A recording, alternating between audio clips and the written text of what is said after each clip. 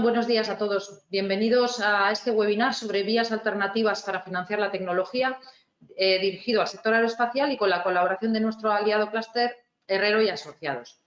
Lo primero, deciros que el webinar se está grabando y que también dispondréis de la grabación y de la presentación que hoy nos van a hacer nuestros colegas en pocos días. Me imagino que mañana o en un par de días lo tendréis disponible.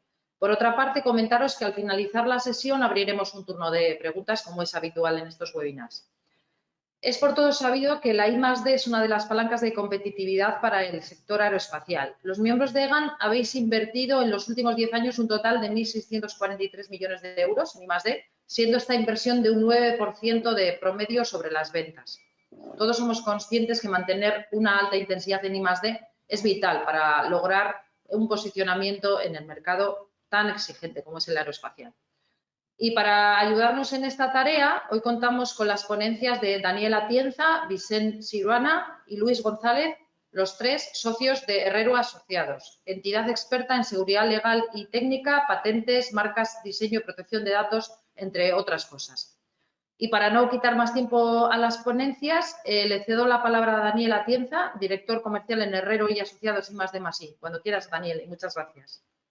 Pues nada, encantado de compartir con vosotros esta jornada.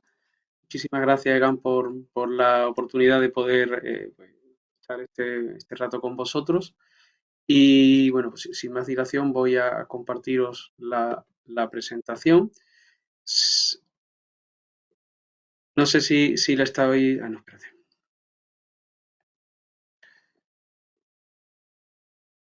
La hemos visto un segundo, Daniel. ¿La veis ahora? No.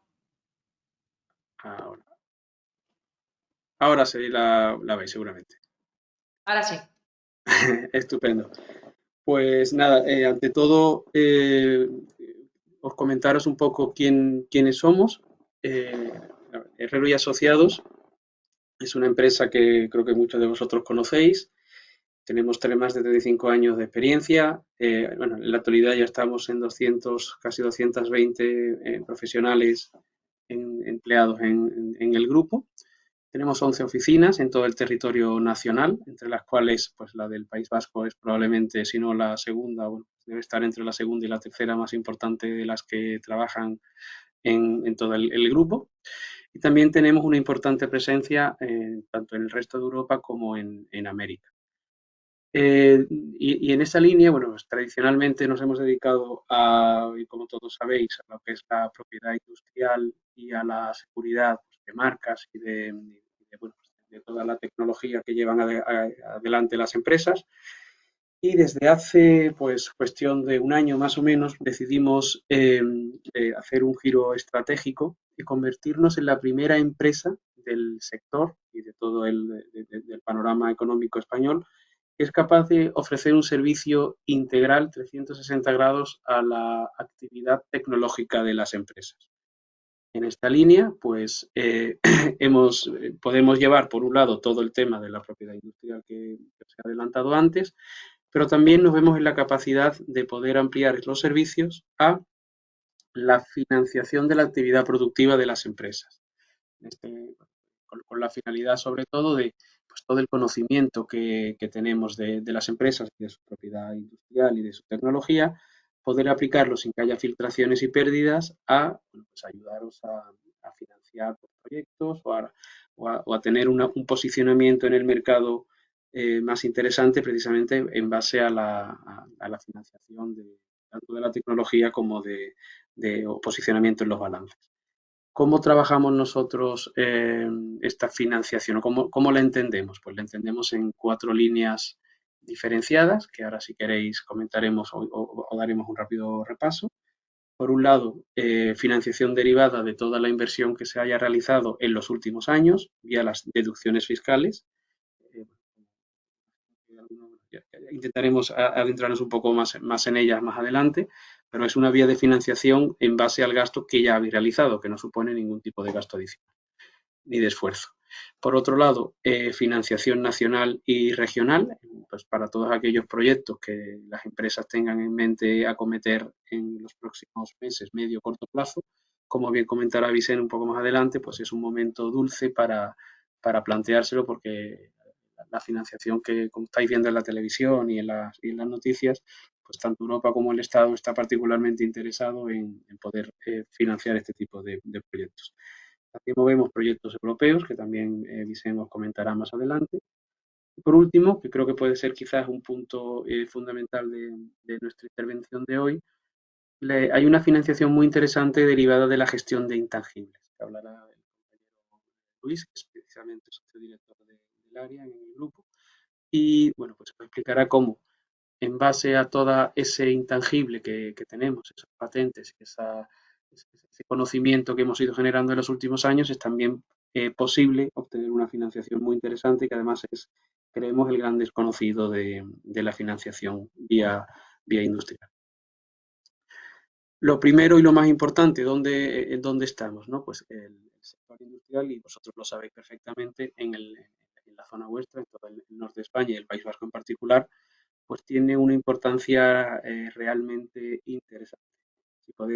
Si analizamos los dos gráficos que deberíamos comparar, pues bueno, podremos ver cómo Madrid quizás en volumen pues se lleva un porcentaje mayor de la actividad aeroespacial de España, y sin embargo, si vemos el gráfico de ingresos, el gráfico de la derecha, el impacto económico que tiene la actividad del sector aeroespacial en el País Vasco, teniendo un menor volumen, es muy importante en cuanto a ingresos.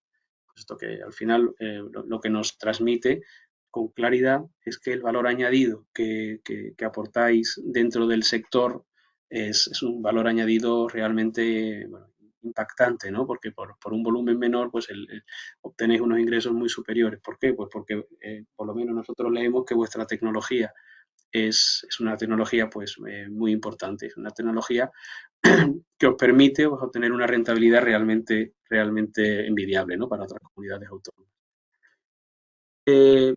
Comparando lo que hemos comentado antes con estos dos gráficos que tenemos aquí, que ahora os explicaré, es lo que nos ha hecho o nos ha movido o conmovido a hacer esta presentación, porque claro, si vemos la rentabilidad económica que estáis obteniendo, pues es una rentabilidad económica también pues muy interesante, muy importante. Y lo que es más importante es, si comparamos los resultados antes de impuestos y después de impuestos, pues también vamos a ver que algo estáis haciendo bien, porque realmente entendemos que estáis aplicando bien o hay empresas que se están aplicando bien las deducciones, y bueno, esto nos transmite que tenéis una inquietud interesantísima para este sector, pero claro, tener en cuenta también que la competencia lo está haciendo bien, porque bueno, si analizáis en el País Vasco y en otras comunidades, pues las empresas de la competencia, y cada vez más, sobre todo lo estamos notando en el año pasado y pues por las vicisitudes que todos sabéis que, bueno, pues que estamos atravesando, pues se hace particularmente importante saber aplicarse tanto el área de los incentivos fiscales como la financiación pública. ¿Por qué? Porque quizás en otros momentos, bueno, pues siempre hemos tenido el recelo de la patente de quién es, bueno, nos da igual, no me quiero meter en líos, las deducciones, bueno, pues si me compran la tecnología, pues no me la aplico, pero claro, ahora mismo, pues la competencia lo está aplicando bien, y si vosotros en un momento determinado no maximizáis el retorno por todas estas herramientas, pues, podéis veros en una desventaja competitiva clara. Dentro de los incentivos, bueno, este quizás sea el más conocido, yo os lo resumo rápidamente. Si alguna empresa no la conoce, os invitaría, porque tenemos el tiempo encima y creo que sería más interesante lo que puedan comentar los compañeros, os invitaría a que os pusierais en contacto con nosotros, porque esta es una figura muy útil y bueno, dentro de lo que cabe es de las más potentes que se pueden encontrar como incentivo fiscal.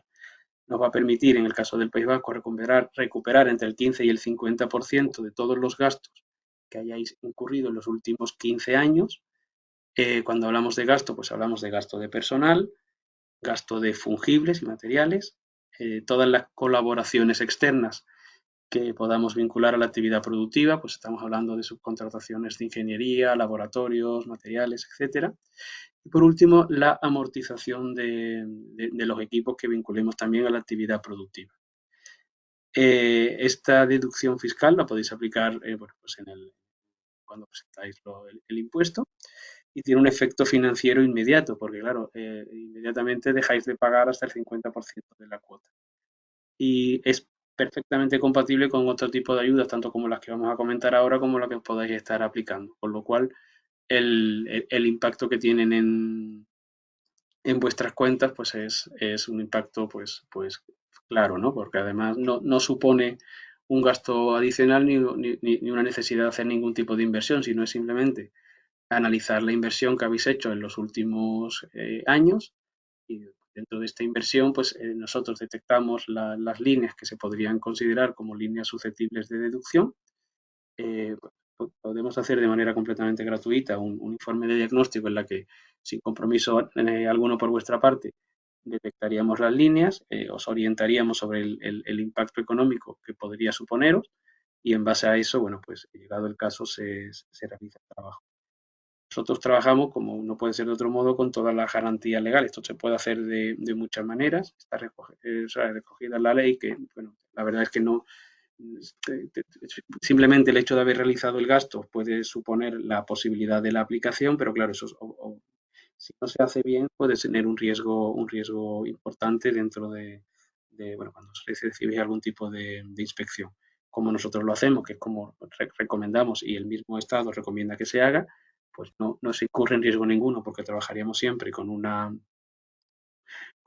pues con un reconocimiento por parte de la autoridad del trabajo que habéis hecho y de los gastos que os vais a poder aplicar.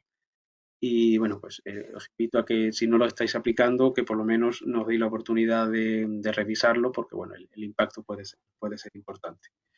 Y dicho esto, cedo la palabra a Vicente Ciprana, nuestro compañero socio también, director de operaciones de la empresa, que os va a hablar bueno, pues que creo que es muy interesante, de ayudas que pueden ser aplicaros de manera directa, que, bueno, que os pueden ayudar a posicionaros en el mercado todavía mejor de lo que ya estáis. Dejo de compartir, Vicente, y hablas tú. Perfecto, muchas gracias, Daniel.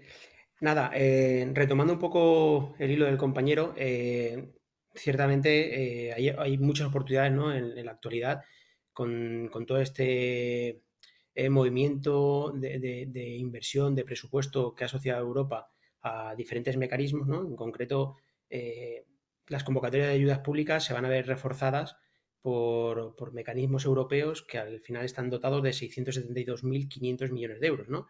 De los cuales, de esa cantidad, 140.000 millones de euros se van a destinar a Europa, o sea, a España, durante los próximos 6 años, ¿no? Desde en dos tramos, del 2021 a 2023 y posteriormente 2024 a 2027, ¿no? Esto básicamente es una oportunidad bastante interesante y sobre todo, desde mi punto de vista, puede ser el primer plan de financiación de la tecnología, de la investigación y desarrollo, de la innovación estatal de largo recorrido. O sea, vamos a tener un plan que va a durar durante 6 años. No va a estar sujeto a modificaciones ni a vaivenes políticos, sino que va a estar vigente y tenemos que verlo como una gran oportunidad, ¿no? Al final, de esos 140.000 millones de euros, gran parte no se liberará si durante el primer tramo, estos primeros 3 años, no consumimos un porcentaje elevado del mismo. Creo que es el 70% lo que dicen las autoridades europeas, ¿no? Entonces aquí tenemos que estar muy, muy avispados, ¿no? Y poder aprovechar todos estos mecanismos, ¿no? Herrero Asociados vio esto ya con tiempo, lo vio como una oportunidad, de ahí también la necesidad de hacer este nuevo departamento y dotarlo de recursos y tiene todo el sentido del mundo el poder cerrar un ciclo, ¿no? Una empresa que ya lleva 35, casi 40 años realizando propiedad industrial, marcas y todo lo que viene siendo la seguridad alrededor de una protección de una tecnología y su posterior explotación, la parte de la financiación y de aquí este webinar, ¿no? Financiaciones alternativas para la tecnología, ¿no? Cogía cada vez más peso. Se quiere ver todo como una estrategia común, ¿no? Puedes tener buenos partners de viaje que te protegen la tecnología, que te ayuden a concurrir a convocatorias de ayudas públicas y que te ayuden a hacer una estrategia, ¿no? Pero el verlo en un todo, con una misma visión, puede tener un impacto trascendental en la empresa, ¿no? Muchas veces una persona o una entidad que quiere ayudarte a hacerlo de la mejor forma posible desde el punto de vista de la protección industrial puede estar no teniendo en cuenta opciones o mecanismos, ¿no? Que te permitan aflorar o aprovecharte de otras vías alternativas de esa financiación, ¿no? Pues no plantear una buena estrategia porque estamos limitando las posibilidades de explotación de la tecnología, no acceder a las mejores vías, ¿no? Y eso siempre puede pasar pues, por no tener esa visión global, ¿no? De 360 grados de cómo aplicar la tecnología, ¿no? Pero de todas formas, retornando, esa tecnología, pues que sepamos que Europa pone 4 focos de interés, ¿no?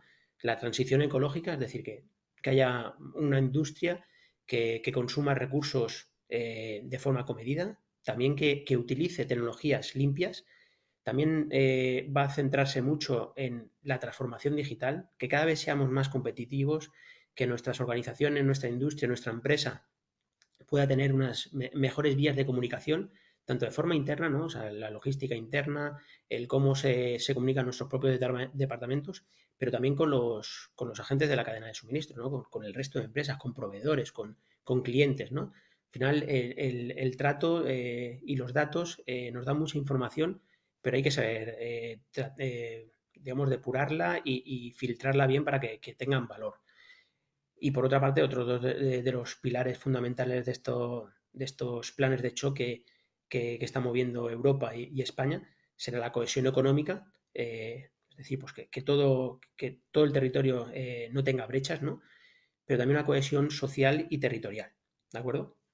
España por el momento, ya a finales de año, en diciembre, mandó el borrador del plan España se puede, pero todavía no hay perspectivas de que los fondos se liberen hasta junio-julio, que es cuando realmente tendremos todas las convocatorias, todos los planes, todas digamos, las llamadas de cada uno de los organismos ministeriales o organismos que van a fomentar estas ayudas, definan muy bien las líneas estratégicas, ¿no? En principio, pues planes de los que podemos comentar, sobre todo, pues, tenemos que hablar del plan de choque del sector aeronáutico, ¿no? Al final, dentro de este plan de choque, que tampoco hace mucho que acabó siendo firmado tanto por el gobierno como con otros organismos, con ese fin de poder, digamos, estructurar cómo vamos a encarar todo este tema de subvenciones, ayudas y préstamos bonificados, ¿no? Lo que sí que podemos decir es que se delimitaron 6 puntos fundamentales, ¿no? En los cuales, por primera parte, se veía como que uno de los primeros centros de atención debía ser la modernización de las plantas, ¿no? Generar proyectos tractores en los cuales podamos introducir tecnologías cada vez más innovadoras, disruptivas, pero sobre todo el introducirlo, ¿no? Más allá de la parte de desarrollar nuestra propia tecnología, ¿no? El ver qué elementos tenemos obsoletos y que necesitamos modificar, ¿no? Todo esto pues se va a articular a través de organismos como ENISA, la Entidad Nacional de Innovación, a través de nuevas líneas de apoyo, pues con préstamos participativos y con otros tipos de ayudas, ¿no? Que lo que van a tratar es de canalizar o de llevar mucho más rápido esta financiación a las empresas, ¿no? Por otra parte, otro de los el segundo punto más importante era centrarse en la cadena de suministro, ¿no? Realizar una mejora de todas las organizaciones, pero ya bien desde los proveedores tier 2 hasta las pequeñas empresas, ¿no? El poder ver pues, cómo se comunican, como decíamos, ¿no? Pues cómo se interconectan, cómo se relacionan, de forma en la que haya mucha más sinergia entre las mismas, ¿no? Por otra parte, otro de los puntos fundamentales sería las principales líneas de investigación, desarrollo e innovación, ¿no? Aquellos organismos que ya vienen trabajando insistentemente en estos planes de ayudas nacionales, pero que se van a ver muy reforzadas, ¿no? Por ejemplo, el CDTI en este año ha incrementado su presupuesto un 42%, hasta alcanzar los 1.500 millones de presupuesto, cuando el año pasado movió cerca de los 1.000 millones, ¿no? Entonces, se le va a dar un impulso importante, pero no va a ser el único impulso que tenga. El año que viene va a seguir creciendo y se estima que llegue a doblar frente a las cifras con las que se cerró el año pasado, que ya os digo que fue cercano de los 1.000 millones, ¿no? Que en época de pandemia, la verdad que es un esfuerzo y digamos, un impacto bastante importante en la sociedad. Pero no obstante hay otros mecanismos como puede ser los que se articulan a través de los Ministerios de Economía y Competitividad o de Comercio y Turismo, ¿no? Como puede ser Industria Conectada 4.0 y todos aquellos planes de innovación que van encaminados a hacer más sostenible la industria que produce, la industria manufacturera, ¿no?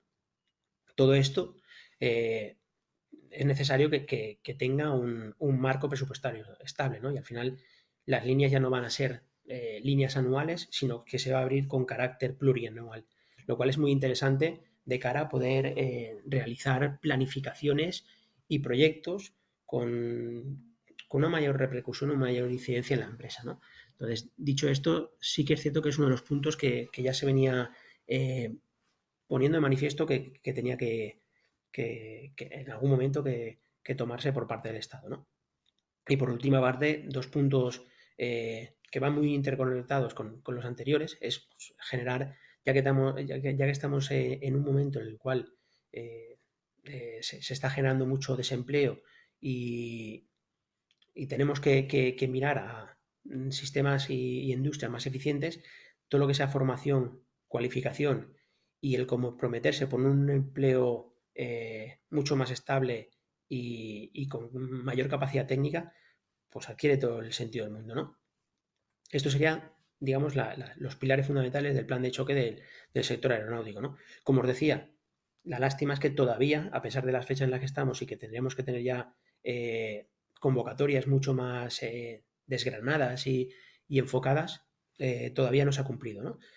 Pero, bueno, que sepamos que, por comentarlo, Mecanismo de Recuperación y Resiliencia, que es otro de los grandes planes, tiene 59.000 millones durante el periodo 2021-2023.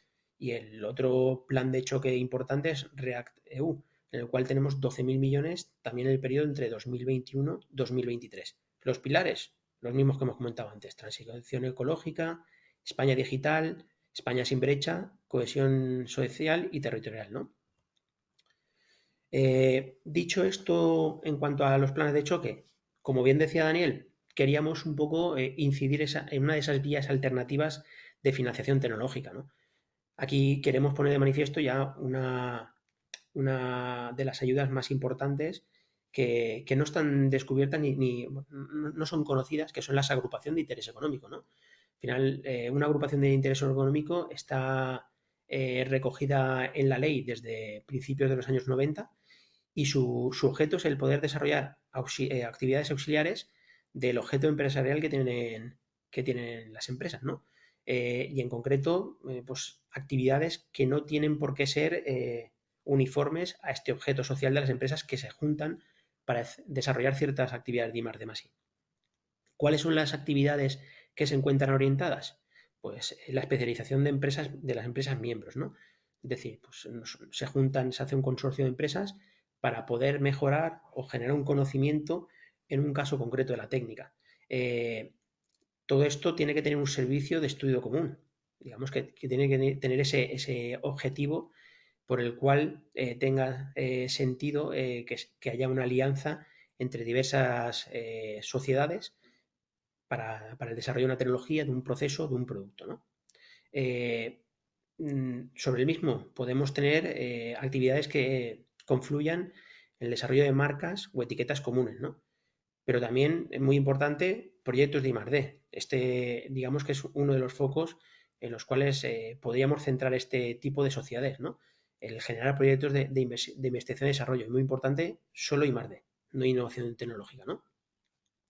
Otro de las actividades que puede tener o el sentido por el cual adquiere especial importancia las AIEs es la prospección de mercados, ¿no? Y en una situación actual tan global y en la cual tenemos que mirar a cada uno de los nichos de mercado y oportunidades que generen, el poder tener vehículos por los cuales fomentar esa financiación para identificar nuevas oportunidades o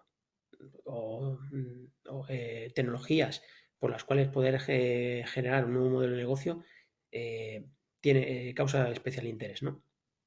Por otra parte, el combinar actividades que nos permitan presentar ofertas de gran entidad, ¿no? Al final es otro de los vehículos para poder acudir a programas o a llamadas en las cuales se plantean retos a la sociedad y lo cual estos retos vienen de manera intrínseca la necesidad de desarrollar una tecnología, un producto o un proceso, ¿no? Y por último, la participación y solicitud conjunta en programas de subvenciones de la Unión Europea, ¿no? Dicho esto, a rasgos generales podemos ver que una IE no deja de ser un vehículo por el cual se genera una sociedad y a través de la cual se quiere desarrollar un conocimiento, ¿no? No obstante, en cuanto a características tributarias de las agrupaciones de interés económicos, pues tener en cuenta que cuentan con un régimen especial de financiación, ¿no? Tiene el régimen fiscal de transparencia, en el cual podemos imputar bases imponibles y deducciones sobre la cuota de sus participantes. Por otra parte, permiten que los socios capitalistas puedan invertir en proyectos que generan deducciones fiscales por actividades de I+D. Aquí, perdona, pero se nos ha colado la I pequeñita de innovación. Cine, buques o actividades medioambientales. Entonces, aquí básicamente todos los proyectos que tengan esa presunción de I+D o generación de grandes proyectos como pueden ser los buques o de otro ámbito como el cinematográfico, pueden tener cabida en estos vehículos en los cuales inversores privados pondrían capital para que empresas terceras pudiesen desarrollar esa tecnología, ¿no? Y por último, la deducción fiscal que se aplica en el proyecto es la del territorio de residencia del inversor. Es decir, cada uno de los socios que conforman esta agrupación de interés económico dependería de su fiscalidad para poderla aplicar, ¿no? En cuanto a la estructura, veamos aquí que tenemos tres grandes grupos, ¿no? Por una parte, inversores privados, por otra parte, la propia agrupación de interés económico y por último, la entidad de investigación y desarrollo, ¿no? Los inversores privados pues, son aquellas sociedades mercantiles u empresarios que realmente tengan unas características en cuanto a su renta que les resulte de interés aplicar o poder invertir en este tipo de sociedades y básicamente es que ese dinero que van a depositar en las agrupaciones de interés económico les va a suponer un retorno en cuanto a las deducciones fiscales y lo van a aplicar sobre sus rentas, ¿no? Ya sean tanto en las propias empresas como en las personas físicas, ¿no? Y por tanto, como aquí bien pone, el objetivo es generar un retorno en forma de ahorro fiscal, ¿no? La agrupación de interés económico será ese vehículo, esa sociedad que se constituye y la cual es titular del proyecto de I+D, ¿de acuerdo? Entonces, esa titularidad lo que bien vendría a hacer es, pues, como los socios están depositando un dinero en esta agrupación de interés económico, la deducción recae sobre estos socios y la AIE, al final, o sea, el fin de esta sociedad sería escindirse para, digamos, una vez haya acabado el proyecto de investigación y desarrollo, poder trasvasar ese conocimiento a las entidades de investigación y desarrollo. Estas sociedades que se agrupan para poder desarrollar esta actividad de I+D, ¿no? Entonces son los ejecutores, son aquellas empresas que planifican, desarrollan con sus medios todos los trabajos de investigación y desarrollo, ¿no? Y son estas empresas quienes facturan directamente la agrupación de interés económico. Entonces los inversores inyectan capital, pero la agrupación de interés económico está soportando los gastos que emiten las entidades o las empresas de investigación y desarrollo.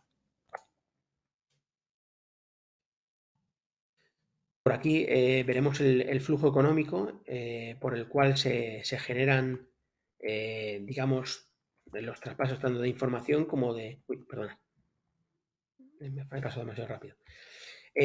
Por una parte, como bien decíamos, pues tenemos una serie de inversores que están desembolsando esa inversión sobre la agrupación de interés económico, ¿no? Esa agrupación de interés económico genera o paga unos honorarios estructurales a los desarrolladores, ¿no? Estos gastos no dejan de ser por los servicios prestados por el desarrollo de estos proyectos, ¿no? Entonces, al final tenemos gastos que pueden ser por estructura contable, por certificaciones de proyecto, para que tenga esa presunción de proyecto de investigación y desarrollo, temas jurídicos para ver quién se queda después con la propiedad de ese conocimiento generado, gestorías, notarías, todos estos pagos al final que van hacia tanto para las empresas que desarrollan como los servicios anexos, ¿no? De todas formas, la agrupación de interés económica está financiando de forma directa a estas sociedades, ¿no? Que son las que a su vez ejecutan el proyecto. Pero una vez acaba el proyecto, por eso aparece aquí esta espita, la agrupación de interés económico se extiende. O sea, su finalidad es desaparecer, ¿vale? Es durante esa desaparición cuando se ceden los conocimientos generados a las empresas investigadoras, ¿no? Y aquí es donde tiene, digamos, todo el interés de la agrupación de interés económico. Estamos financiando esta investigación para que unos inversores se vean beneficiados de los ahorros fiscales a través de sus mecanismos de inversión sobre esta sociedad, pero son las sociedades investigadoras las que se van a quedar en propiedad de la tecnología, del desarrollo y del conocimiento. Por lo tanto, como conclusión, si por alguna de aquellas tenemos una bolsa de deducción generada que es muy abultada, vamos a tener resultados negativos, no lo podemos aplicar si los incentivos fiscales no nos sirven y podemos o queremos buscar una financiación directa con un claro proyecto de I+D, tengamos en cuenta que una agrupación de interés económico puede ser una opción o una alternativa muy interesante, ¿no? ¿Por qué? Porque todos estos mecanismos nos pueden permitir obtener un 60% de la financiación del proyecto a fondo perdido, ¿vale? Si nos comparamos a diferencia de proyectos de CETI, donde tenemos entre un 20 y un 33% de subvención a fondo perdido, sobre una cobertura financiera del 75-85% del presupuesto que presentemos, ¿no? Si tenemos en mente las ayudas europeas, ¿no? Que tiene una financiación a fondo perdido, una subvención, perdón, a fondo perdido muy interesante del 70%. Pero realmente son muy competitivas, nos requieren un esfuerzo mayúsculo, ¿no? Y una de las novedades que tienen las ayudas europeas es que vamos a poder presentar hasta en dos ocasiones. Si en dos ocasiones que hemos presentado el proyecto a una llamada no obtenemos un resultado favorable, nos vamos a quedar en la nevera, por decirlo de alguna forma, durante un periodo entre 12 y 24 meses. Esto dependerá también de convocatorias y de los planes. Pero bueno, nos podemos ver en la tesitura de querer llevar a cabo un proyecto, haberlo presentado en Europa y no tener una financiación, ¿no? Aquí el requisito básicamente sería esa certificación con carácter ex ante de que ese proyecto tiene la calificación de investigación y desarrollo. Con eso ya podríamos tener, digamos, una parte muy importante de los puntos claves para poder constituir una IE, ¿no? El que el proyecto tenga la presunción de I+D. Todo esto, al final, tengamos en cuenta que las entidades investigadoras tienen en todo momento el control de sus propios proyectos, ¿no? Sí que es cierto que tiene que regularse muy bien cómo se va a tener esa propiedad industrial y de ahí los gastos, los honorarios que comentamos, temas jurídicos de asesoramiento y constitución de esa agrupación de interés económico, ¿no? Y finalmente los resultados del proyecto, como decíamos, pertenecen a las entidades investigadoras, ¿no? Al final, por proceso de adjudicación, ¿vale? Pero no queda como la figura que ha generado o ha creado ese conocimiento o esa tecnología, porque al final la propietaria o la creadora de esa tecnología en principio sí que es la IE, ¿vale? Lo único que tenemos que hacer los medios oportunos para que quede bien recogido, ¿no? De todas formas, como decíamos, es una legislación que lleva existiendo desde el año 91 y que tiene una garantía amplia, tanto de la parte de vista jurídica y fiscal, ¿no? Y en principio, esto queríamos ponerlo de manifiesto por el tema de esta webinar, ¿no? vías alternativas de financiación tecnológica. Y sin más dilación, voy a pasar a presentaros a mi compañero Luis González, que es el responsable del área de intangibles de nuestra filial HIA I+D+I.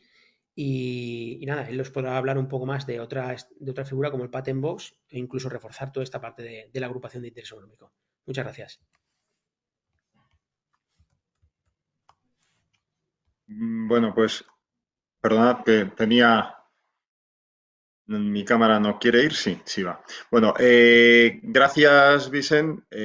Yo, si os parece, mi parte va más reflejada a esta visión global de la que hablaba Vicent Siurana y Daniel al principio, ¿no? Realmente, cuando nosotros estamos pensando y estamos hablando de la tecnología, estamos, yo creo que necesitados de hacer una reflexión que en muchos casos parece muy obvia, pero que en el día a día de las empresas nos acabamos olvidando de ella. Realmente, cuando deberíamos de partir, teniendo en cuenta que somos empresas, deberíamos de partir de una serie de premisas, y es que nadie hace nada sin buscar un beneficio o una utilidad sobre lo que hace. Segunda premisa, que también es una obviedad, una empresa normalmente es una organización destinada a realizar actividades económicas y lo que busca es enriquecimiento claro. Y también, a mayor optimización de recursos, mayor beneficio. Con lo cual, si todo lo que hacemos busca beneficio y si realmente lo que queremos hacer es organizar bien para enriquecernos cuanto más mejor, o para ganar dinero o ganar utilidades, no solo dinero, sino utilidades, en cuanto nosotros miramos a la tecnología, estas tres premisas deberían estar claramente presentes, ¿vale?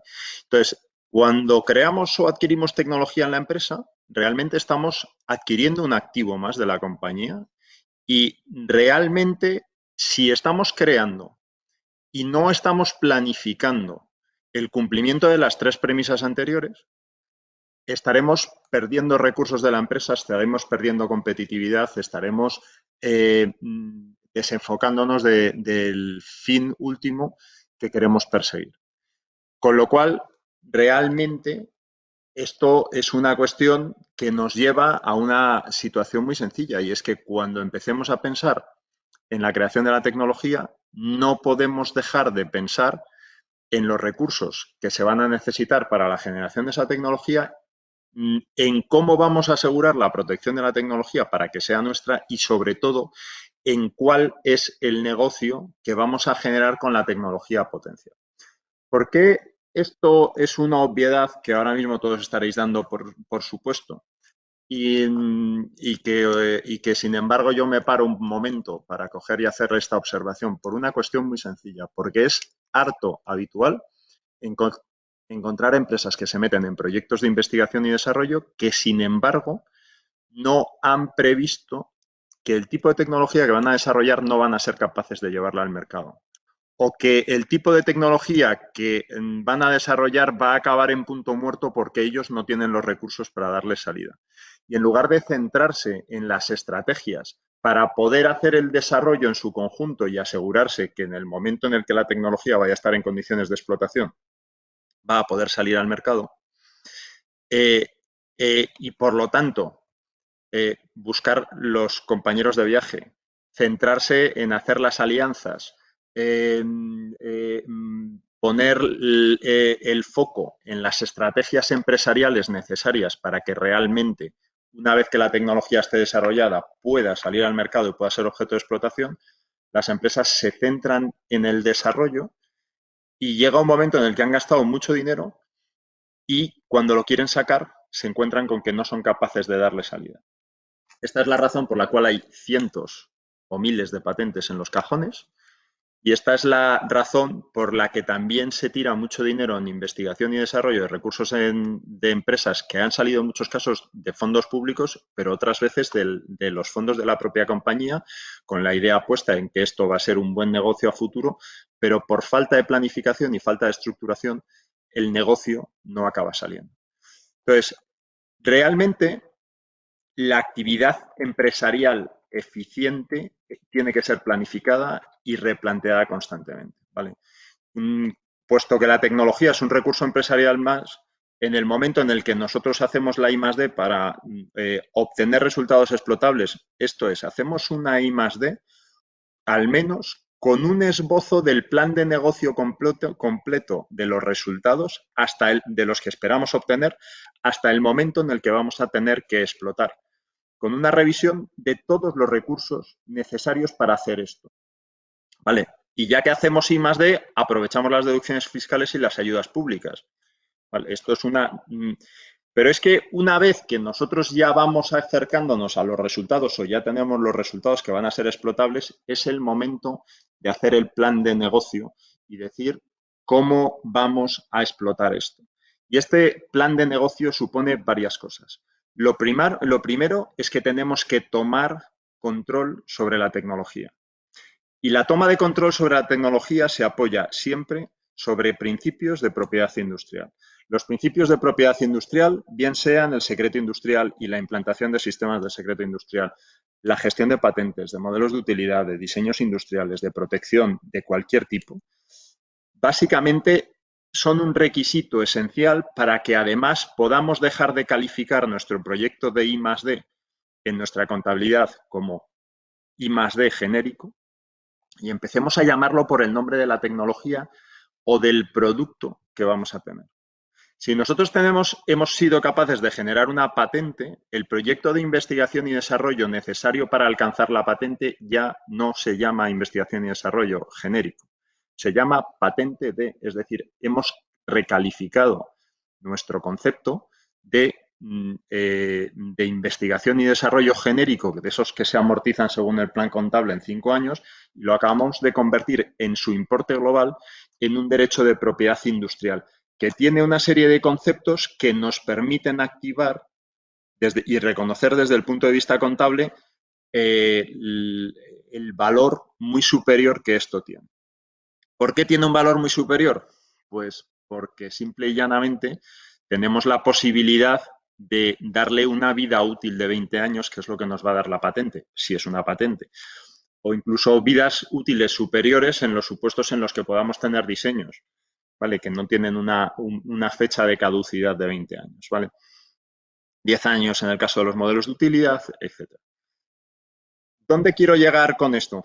Pues que realmente los criterios contables que nos llevan a convertir nuestra investigación y desarrollo en productos o incluso unidades de generación de flujos de efectivo que pueden ser considerados como unidades patrimoniales, nos llevan a poder plantear unos balances de nuestras empresas mucho más saneados y mucho más saludables.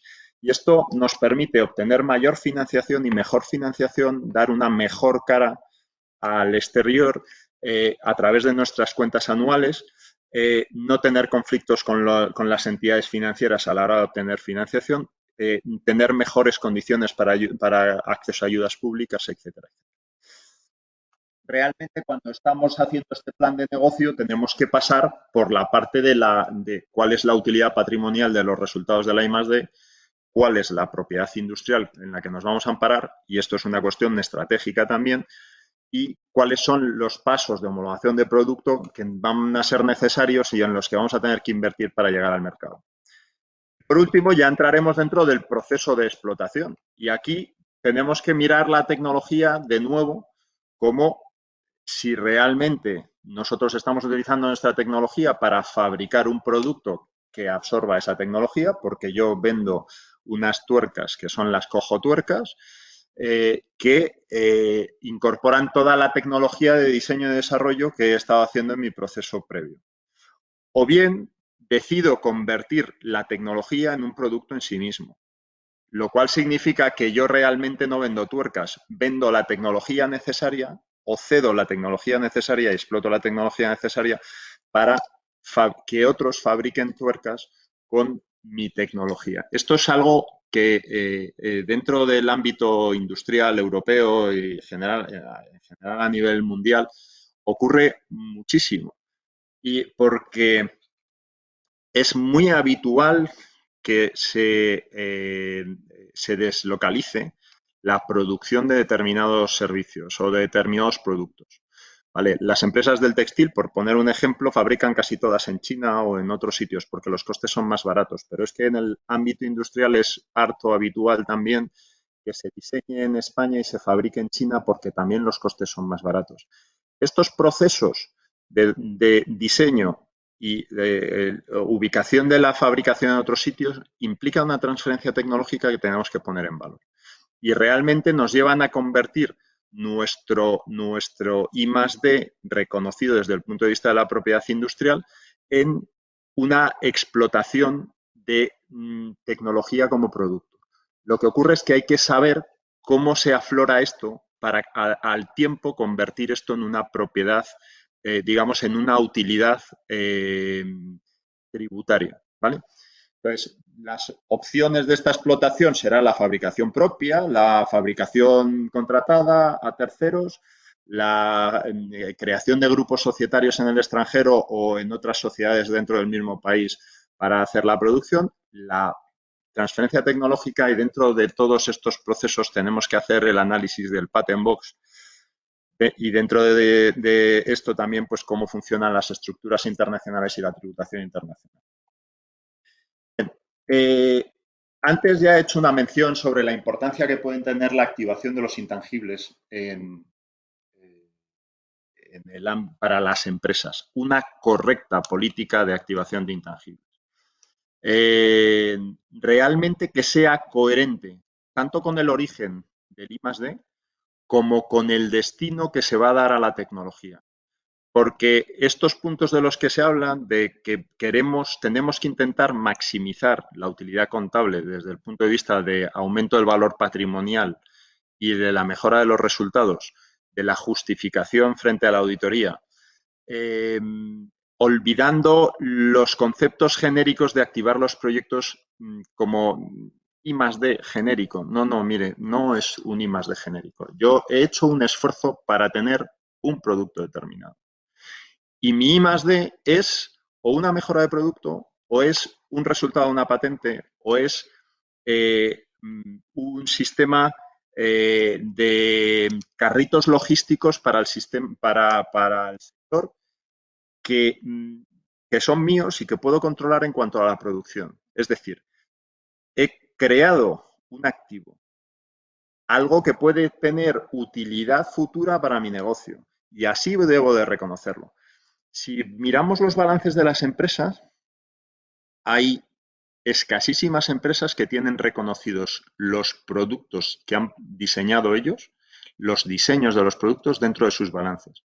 Y lo que nosotros decimos es, sobre todo en empresas en crisis, sobre todo en empresas que necesitan acceder a financiación o que tienen que dar una imagen de rentabilidad, hay que hacer un análisis serio de cómo se están activando los intangibles y cumpliendo con todas las normas, no solo del Plan Contable Español, sino de las normas internacionales de contabilidad, darle una vuelta a cómo se puede mejorar esta imagen de la compañía.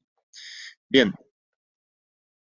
visto esto y visto que podemos hacer negocios con la tecnología, utilizando la tecnología en este caso como producto, tenemos que ver lo que es el patent box, ¿vale? El patent box, lo primero de todo, estamos hablando a un consorcio de empresas vascas. El patent box es algo, un beneficio fiscal que está presente en muchos países y en España tiene, podríamos decir de forma general, dos regulaciones diferentes o tres regulaciones diferentes. Por un lado está la regulación común, en territorio común, que afecta a todas las empresas que aplican la ley del impuesto sobre sociedades a nivel nacional. Hay una regulación vasca que tiene unas normas más o menos comunes y hay una regulación navarra. En esencia, me voy a la idea general, ¿vale? Lo que supone es que en el proceso de aplicación de los resultados de la I+D+I y de obtención de estos beneficios, en el momento en que las empresas ponen a producir sus resultados exitosos, empiezan a plantear la posibilidad de, bueno, ¿cómo exploto esto?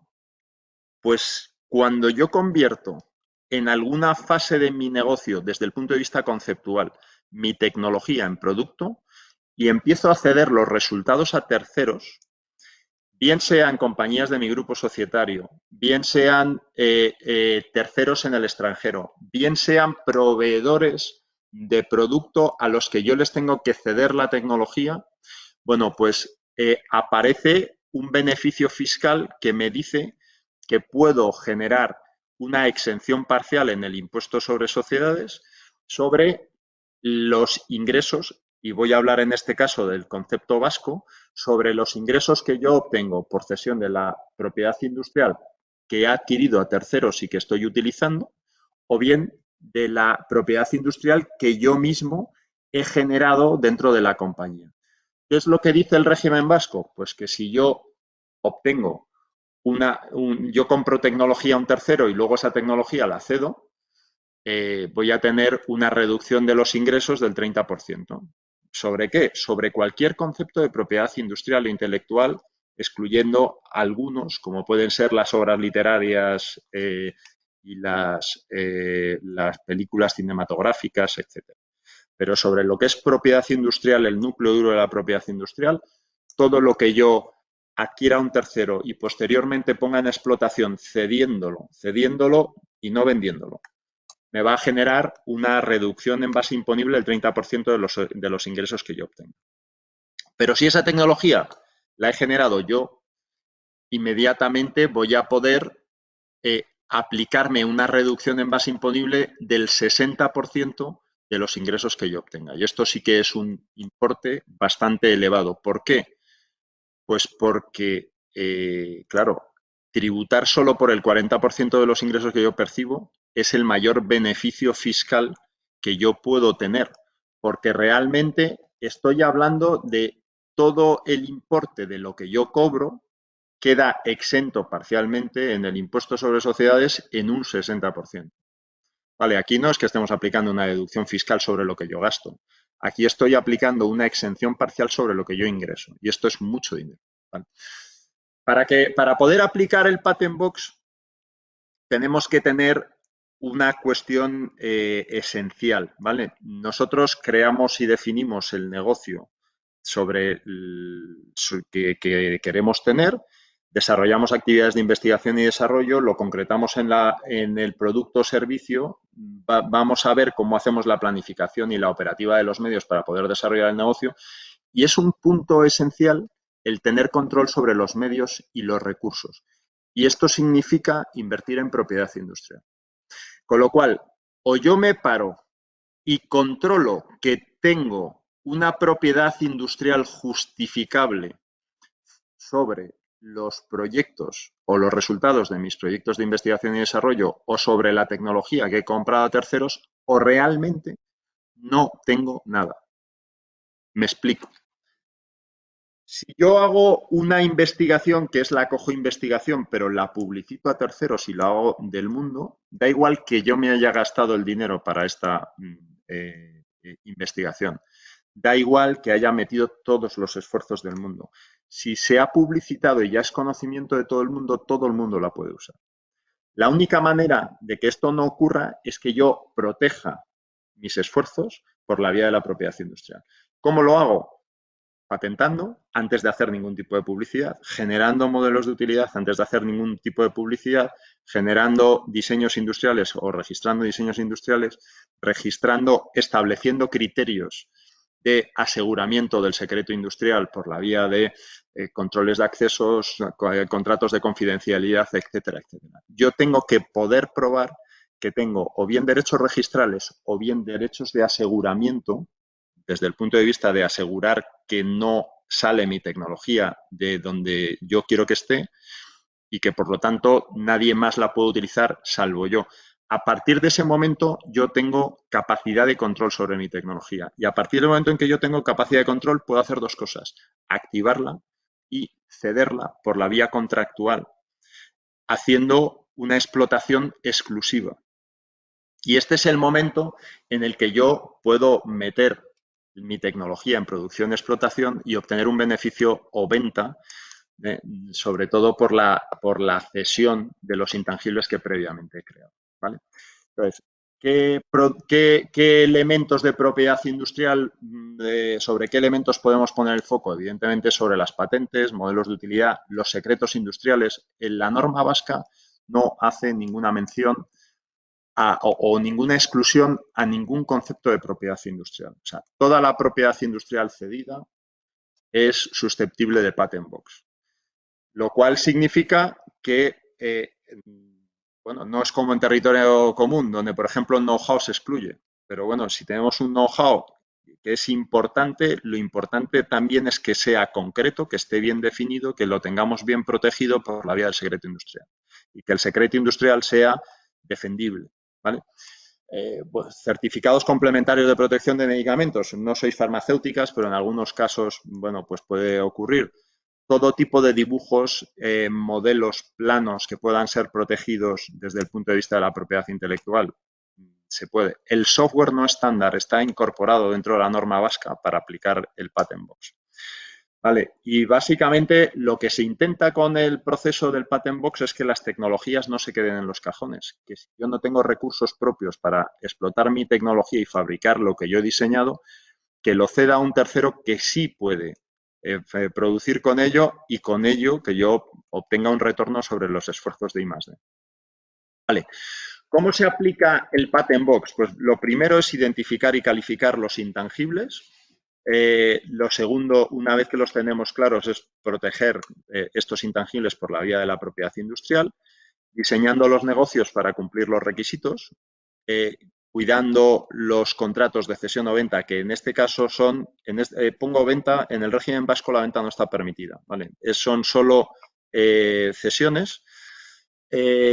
Y esto es muy importante porque hay una serie de detalles que tienen que ser tenidos en cuenta, como son, por ejemplo, que la cesión de un intangible no puede tener un periodo de cesión superior al de su vida útil, porque entonces ya no son cesiones temporales, que es lo único que admite la norma vasca. ¿Vale? Solo podemos hacer cesiones temporales y recuperar la explotación del bien antes de que llegue a su finalización o a la finalización de su vida útil. Bien, todo este tipo de cosas tienen que estar muy bien reconocidas en los contratos, al igual que tienen que estar muy bien reconocidas en los contratos los desgloses de cuáles son los conceptos por los cuales se tiene que ceder los intangibles y cuáles son los conceptos por los cuales obtenemos ingresos en el retorno, ¿no? Asegurando que tenemos registros contables que verifiquen la identificación de los ingresos y asegurando la tributación internacional, liquidando bien los tributos y, sobre todo, teniendo en cuenta también las operaciones que hagamos intragrupo o las operaciones que hagamos con partes vinculadas en España o en el extranjero en materia de precios de transferencia. Bien, modelos de aplicación, pues lo podemos ver en 80.000 supuestos. Por ejemplo, relaciones filial-matriz, relaciones sociedad investigadora que está separada de una sociedad fabricante. En todos estos supuestos tiene que haber una cesión de la propiedad industrial, relaciones de un creador de la propiedad industrial con su proveedor de mercancía, porque, ojo, el que me fabrica una pieza con mis diseños está fabricando la pieza bajo licencia de marca, no solo bajo licencia de marca, sino bajo licencia de patente o bajo licencia de diseño. Y nosotros no podemos dejar de mirar que ese fabricante no haría ningún negocio si nosotros no le diésemos la tecnología previa. Y esto implica que en la cadena de subcontratas deberíamos de incluir royalties en los procesos de cesión de la tecnología, aunque a nosotros el precio del producto unitario nos salga más caro. ¿Por qué? Porque yo desviaré mi margen comercial del producto y lo desviaré hacia un ingreso por cesión de intangibles que va a quedar parcialmente exento en el impuesto sobre sociedades, con lo cual mi beneficio es evidente. Bien, bueno, todo lo que tiene que ver con ingeniería y arquitectura de diseños registrales, en el País Vasco tenéis un régimen espectacular para su aplicación. Y, por supuesto, todo lo que tenga que ver con software específico, que no sea software genérico, ¿vale? Es altamente aplicable. ¿Cómo hacemos nosotros este proceso? de implantación, pues hacemos unos diagnósticos, hacemos un acompañamiento en todo el proceso de implantación, elaboramos dosieres de defensa frente a Hacienda y hacemos consultas, en su caso vinculantes, y acuerdos previos de valoración y calificación, que los puede haber. Hacemos las documentaciones de precios de transferencia en los supuestos de operaciones vinculadas y nos ocupamos también de la tributación internacional y hacemos, por supuesto, todo lo que es la asistencia a la cumplimentación del impuesto sobre sociedades y defensa posterior ante la inspección. Y yo creo que, bueno, lo que nos queda por decir es que en todo lo que hemos hablado trabajamos a éxito, tanto en Patent Box como en deducciones como en ayudas, ¿no? Y bueno, pues que estamos los tres a vuestra disposición para lo que podáis, os pueda surgir o para las dudas que puedan haberos surgido de este webinar. Muchísimas gracias.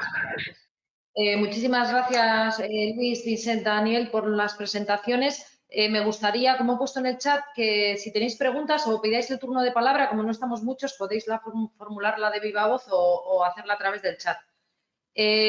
Como he dicho antes, la grabación del webinar y las presentaciones estarán disponibles y, bueno, pues mientras la gente se anima a preguntar, yo la verdad es que no soy ninguna experta en estos temas, para eso están entidades colaboradoras como Herrero y Asociados.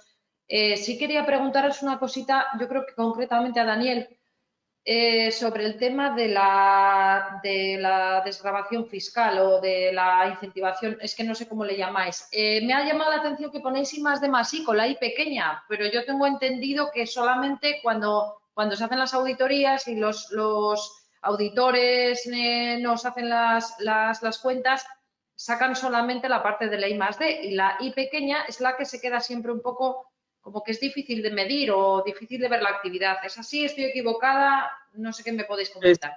Si me dejáis... A ver, bueno, Dani, contesta tú. No, di tú, Luis, por favor. Vale, no es realmente así. O sea, a ver, los proyectos de I+D se habla en la norma contable como proyecto de I+D, pero es una generalización, ¿vale? Realmente es cualquier esfuerzo tecnológico que pueda acabar dando un resultado. El concepto contable de la I+D está más dirigido hacia tener un resultado sobre el que yo tenga capacidad de control, ¿vale? Entonces, estamos hablando exclusivamente de cómo incorporo yo esto al balance, ¿eh? Con independencia de qué deducción fiscal genero. Realmente yo genero un proyecto, ese proyecto me acaba dando un conocimiento que es mío y que yo puedo tener una cierta capacidad de control sobre él, y eso es lo que yo puedo registrar dentro de mi contabilidad, como dentro del epígrafe de proyectos de I+D. Es verdad que el Plan General Contable habla de proyectos de I+D, pero realmente son proyectos de investigación, desarrollo e innovación. Y solo lo voy a poder registrar si cumplo los requisitos de activación de los intangibles, dentro de los cuales va a estar, por supuesto, los requisitos de activación, y es tener capacidad de control sobre el activo que yo he creado. Vale. Si lo que yo estoy creando es una innovación genérica y, por ejemplo, en el País Vasco se permite hacer deducciones fiscales por proyectos de innovación tecnológica que sea la implantación de sistemas de calidad ISO. Bueno, pues esto realmente no me permite tener ninguna diferenciación en el mercado ni me da ninguna capacidad de control sobre lo que yo he creado. Ahí no tengo intangible. Realmente no tengo nada que sea mío y sobre lo que os tenga control. ¿Vale? Y es una de las cuestiones diferenciales. Ahora, si yo hago un diseño industrial aplicable a un producto mío que tiene una apariencia externa, ¿podríamos llamarlo innovación? Sí, es una innovación muy justita, desde el punto de vista del concepto de investigación, desarrollo e innovación. Pero, sin embargo, estoy ostentando derechos y capacidad de control para poder registrarlo como proyecto de innovación, porque yo voy a obtener ingresos futuros sobre el resultado de mi desarrollo. Vale, entonces... Sí, pero una pregunta muy concreta, que es bastante común entre los socios de GAN y en general en Euskadi. la innovación en la empresa a través de la mejora de un proceso, sea el proceso que sea de gestión de personas o sea de gestión del propio proceso productivo. Esa innovación es innovación y además es innovación que te posiciona y que tú puedes controlar, pero es muy difícil, lo que me comentan los socios, es que es muy difícil que eso entre dentro de ese, vamos a decir, de ese dinero que tú has invertido en I+D. ¿Ese caso concreto? O no.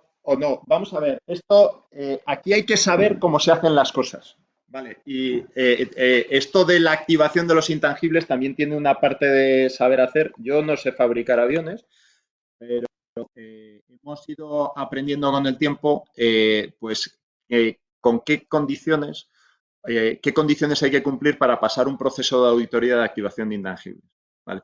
Entonces, una de las cuestiones esenciales es cómo concreto yo el contenido de esos desarrollos nuevos que me pueden llevar a poder reconocerlo como algo propio de la compañía.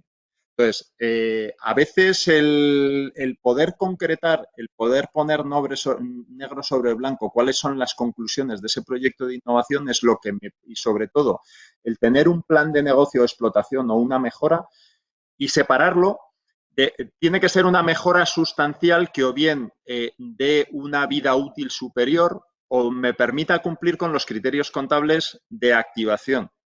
¿Vale? Entonces, se tiene que estudiar y habría que ir caso por caso, pero suele haber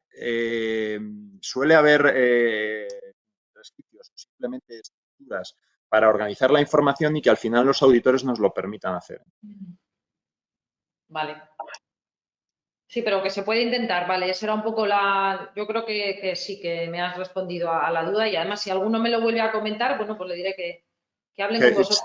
Se estudia el caso por caso. Es muy difícil hacer generalizaciones porque, claro, una mejora de proceso, bueno, y realmente qué hemos mejorado en este proceso. A veces es complicado. ¿Y en qué se diferencia? No, es que he reducido el tiempo. Bueno, pero a veces hay incluso patentes de proceso o patentes de método que están basadas en una forma diferente de hacer las cosas y eso es propiedad industrial de la compañía. Eso me da capacidad de control sobre lo que yo tengo, ¿vale? Y esto automáticamente me convierte en algo activable.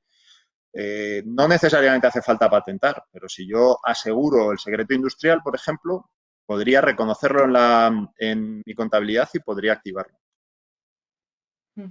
Ok, gracias.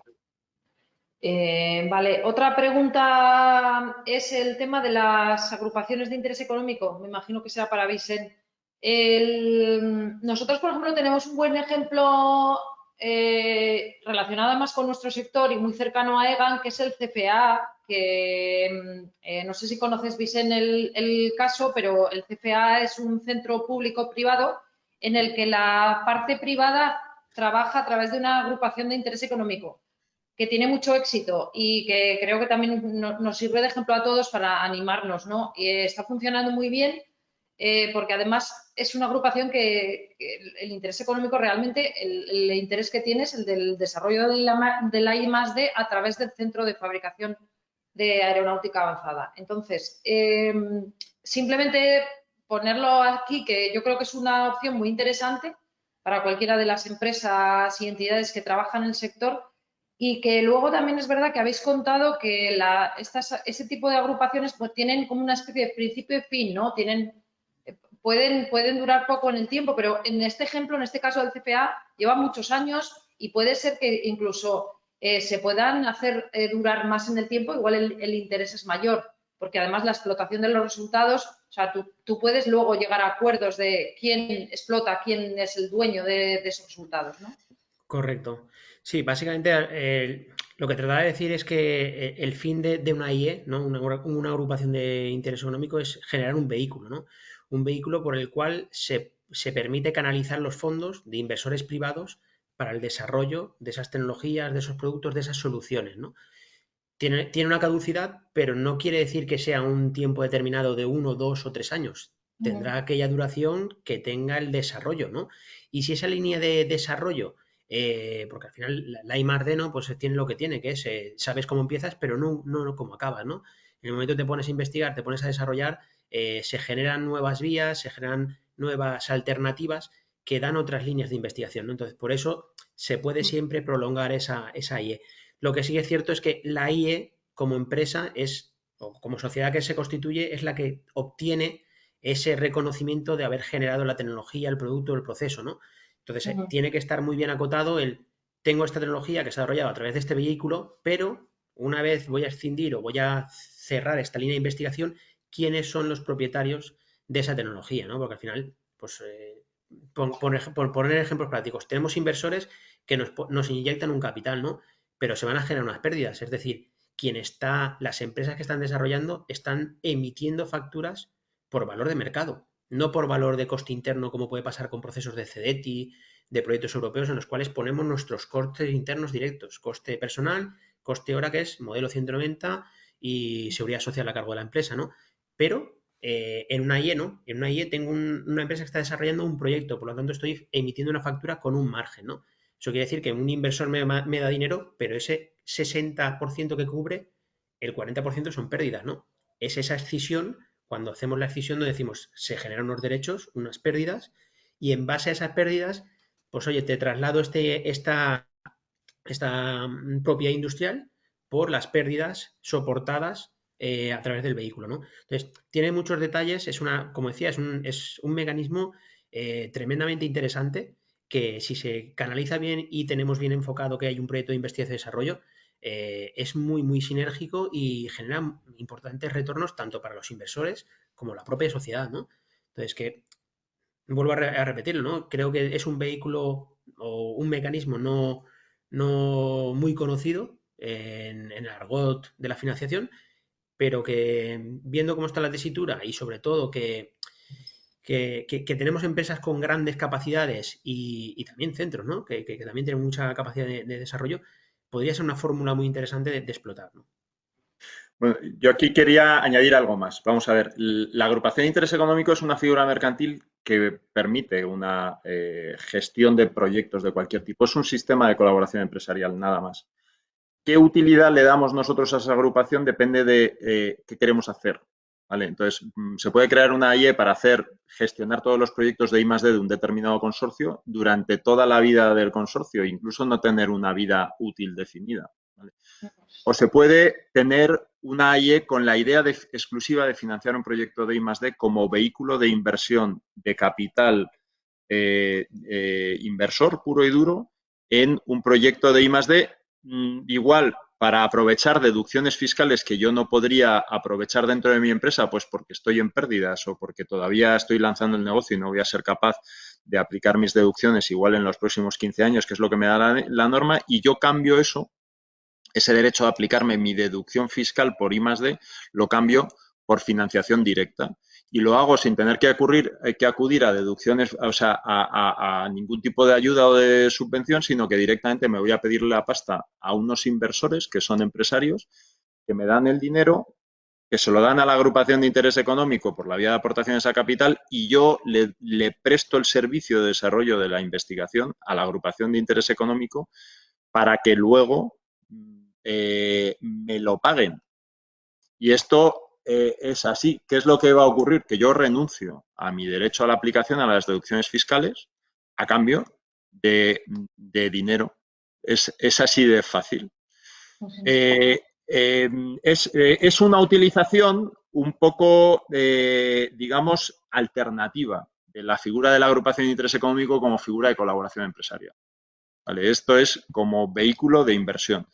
En territorio común, por llamarlo de alguna forma, la agencia tributaria y la Dirección General de Tributos ha sacado innumerables resoluciones diciendo que es un fin legítimo. La pura traslación de deducciones fiscales es un fin absolutamente legítimo y válido. Y esto lo que permite es salir un poco de la estructura del sistema de financiación mediante inversores privados en el proyecto de I+D que permite la normativa vasca, ¿vale? Como que permite una traslación limitada de deducciones fiscales al inversor, y lo que permite es abrir el abanico para que cualquier inversor que quiera meterse en la AIE de un proyecto generado por una sociedad vasca, venga de donde venga, da igual de qué parte del territorio español, pueda invertir en mi proyecto y una vez que lo haya desarrollado, extinguir la sociedad y quedarme con los resultados del proyecto, ¿no? Entonces, es una figura alternativa, digamos que es retorcerla con fines fiscales, ¿vale? El concepto de la IA. Muchas gracias, Luis. Bueno, pues como no tenemos más preguntas y ya nos hemos ido un poquito del tiempo, pues cerramos el webinar. Daros las gracias de nuevo a Herrero y Asociados, a todos los ponentes y a los asistentes. Y nada, desearos mucha salud y seguiremos hablando de estos temas. Me imagino que en la presentación estarán los contactos de los tres que habéis compartido. Y que sepáis que, bueno, que además de que Herrero y Asociados es aliado clúster, pues tenemos un convenio en el que hay algunas ventajas para los socios de GAN, así que no tenéis más que, si queréis, podéis contactar conmigo o con los compañeros de Herrero y Asociados directamente. Muchísimas gracias a todos. Gracias a vosotros. Gracias. Gracias. Venga. Gracias.